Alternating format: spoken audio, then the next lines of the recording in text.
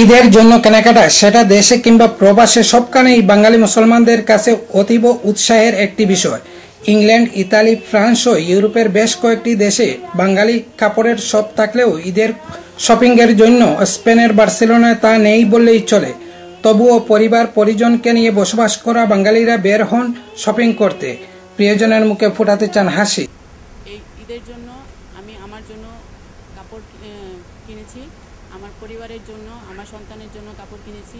প্রবাসে থেকেও আমরা ঈদের আনন্দ উপভোগ করি।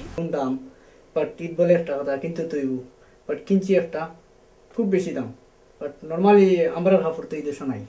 ঈদের দিনে পরিবার পরিজন ও অতিথি আপ্যায়নে স্পেশাল কিছু রান্না করতে অনেকেই যাচ্ছেন গ্রোসারি শপগুলোতে।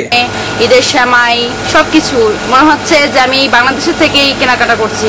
বাংলাদেশি সব জিনিস মিলে ঈদের জন্য এখানে এসে সবকিছু কিনে নেই। দুধ, সুজি এগুলো বেশি বিক্রি করার প্রস্তুতি হিসাবে বাংলাদেশি জিনিসপত্র তো আমার চিনি যেখানে যা লাগে বাংলাদেশের মতো হয়তো বা এত আনন্দ আমরা করতে পারবো না। ঈদ উপলক্ষে এখানকার উল্লেখযোগ্য সংখ্যক প্রবাসীরা দেশে পরিজনদের জন্য টাকা পাঠাচ্ছেন এবং ক্লায়েন্টও খুব খুশি হয়েছে যে তাদের টাকা পয়সাগুলো দেশে সুষ্ঠুভাবে এবং সুন্দরভাবে গিয়া তাদের আত্মীয় স্বজনের হাতে গিয়ে টাকাটা পড়ছে। আর ঈদ মৌসুমে আমার পরিবার আমার কাছে প্রত্যাশা করে যে কিছু একটা দেই, সবাইকে খুশি করার জন্য আমি এখানে আসছি।